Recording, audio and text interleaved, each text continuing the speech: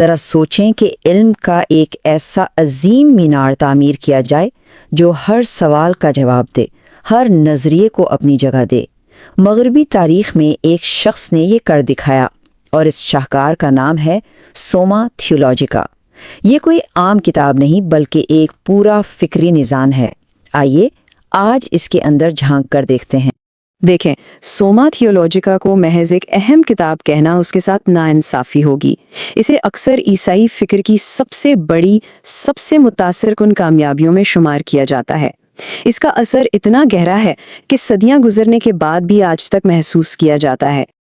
اور جو بات اس کارنامے کو اور بھی حیران کن بنا دیتی ہے وہ ہے اس کی رفتار۔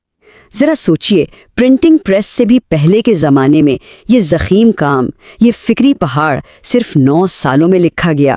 جی ہاں، صرف 9 سال۔ یہ تھامس ایکوینس کی ذہانت اور ان کی لگن کا ایک زبردست ثبوت ہے۔ تو سوما کو سمجھنے کے لیے ہم اسی کے منظم راستے پر چلیں گے۔ ہم دیکھیں گے کہ اسے آخر لکھا کیوں گیا، پھر اس کے 3 بڑے حصوں کا جائزہ لیں گے، اور آخر میں اس سوال پر بات کریں گے کہ صدیوں پرانی یہ کتاب آج ہمارے لیے کیوں اہم ہے۔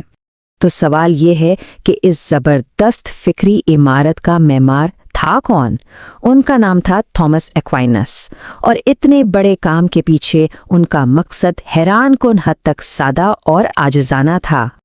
یہ بات شاید سب سے زیادہ حیران کرنے والی ہے۔ اتنی گہری اور پیچیدہ کتاب دراصل بڑے بڑے عالموں کے لیے نہیں لکھی گئی تھی۔ ایکویناس کا مقصد تھا مبتدیوں یعنی طالب علموں کو دین کے بنیادی عقائد سمجھانے کے لیے ایک واضح اور منظم گائیڈ فراہم کرنا، اور اس مقصد کو پانے کے لیے ایکویناس نے اپنے فکر کے عظیم مینار کو 3 بڑے حصوں میں ترتیب دیا۔ ہر حصہ پچھلے حصے پر تعمیر ہوتا ہے، بالکل کسی عظیم عمارت کے نقشے کی طرح، جہاں ہر چیز اپنی صحیح جگہ پر ہو۔ چلیں تو پھر سوما کے اس سفر کا آغاز کرتے ہیں اس کے پہلے حصے سے، جو ہر اس چیز کی بنیاد رکھتا ہے جو اس کے بعد آنے والی ہے۔ تو پہلا حصہ یہ ہے بنیاد، اور یہ کائنات کے سب سے بڑے، سب سے بنیادی سوالات سے شروع ہوتا ہے۔ خدا کیا ہے؟ یہ کائنات کہاں سے آئی؟ اور اس وسیع کائنات میں ہم انسانوں کی جگہ کیا ہے؟ ان سوالات کے جوابات ہی باقی ساری بحث کی بنیاد فراہم کرتے ہیں۔ بنیاد رکھنے کے بعد اب ایکوینس اپنا رخ بدلتے ہیں۔ خالق سے ہٹ کر اب بات ہوگی مخلوق کی، یعنی انسان کے مقصد اور اس کے اعمال کی۔ اور یہ سوما کا سب سے بڑا حصہ ہے جو پوری طرح سے انسان کے اعمال کے بارے میں ہے۔ یہاں ایکویناس نے اخلاقیات کا ایک مکمل نقشہ تیار کیا ہے، قانون سے لے کر اچھائیوں تک، اور ہماری کمزوریوں جیسے 7 مہلک گناہوں تک، تاکہ انسان کو اس کے حتمی مقصد کی طرف رہنمائی مل سکے۔ اب ہم آتے ہیں سوما کے آخری اور شاید سب سے اہم حصے کی طرف، جو ایک پل کا کام کرتا ہے الہی اور انسانی کے درمیان۔ یہ حصہ اس پل کو مکمل کرتا ہے جو تجسیم یعنی خدا کے انسانی شکل میں آنے اور مذہبی رسومات کے ذریعے انسان کو واپس خدا سے جوڑتا ہے۔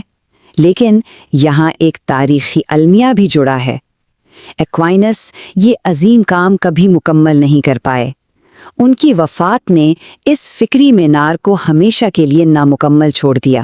تو سوال یہ اٹھتا ہے کہ ایک کتاب جو تقریباً 800 سال پہلے لکھی گئی اور وہ بھی نامکمل، آج ہمارے لیے کیا معنی رکھتی ہے؟ اس کی اہمیت اس کی پائیدار وراثت میں پوشیدہ ہے۔ اس کا اثر صرف تاریخ کی کتابوں میں نہیں ہے، جیسا کہ اس اقتباس سے صاف ظاہر ہے۔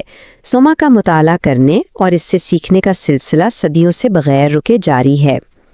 اس نے اپنے زمانے سے لے کر آج تک لاتعداد مفکرین، علماء اور سچ کے متلاشیوں کو متاثر کیا ہے۔ تو یہ ہمارے لیے کیا کر سکتی ہے؟ اصل میں یہ کتاب ان گہرے سوالات سے جڑتی ہے جو ہم انسان ہمیشہ سے پوچھتے آئے ہیں، چاہے وہ 13ویں صدی ہو یا 21ویں صدی۔ اور یہی تو سوما کی اصل طاقت ہے. یہ سمجھیں کہ ایک فکری سوئس آرمی نائف کی طرح ہے جسے ہر قسم کے انسانی سوالات کے لیے ڈیزائن کیا گیا ہے.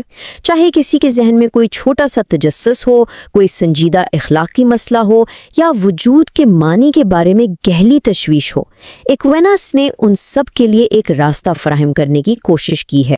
اور آخر میں ہم اس ایک سوال پر بات ختم کریں گے جو آج کے دور میں بہت اہم ہے. آج جب ہم معلومات کے سمندر میں ڈوبے ہوئے ہیں، جہاں ہر طرف سے ڈیٹا اور آرا کی بھرمار ہے، وہاں تھامس ایکوائنس جیسے ایک جامع اور مکمل فکری نظام کی کیا اہمیت ہو سکتی ہے؟ اس پر ضرور سوچیے گا.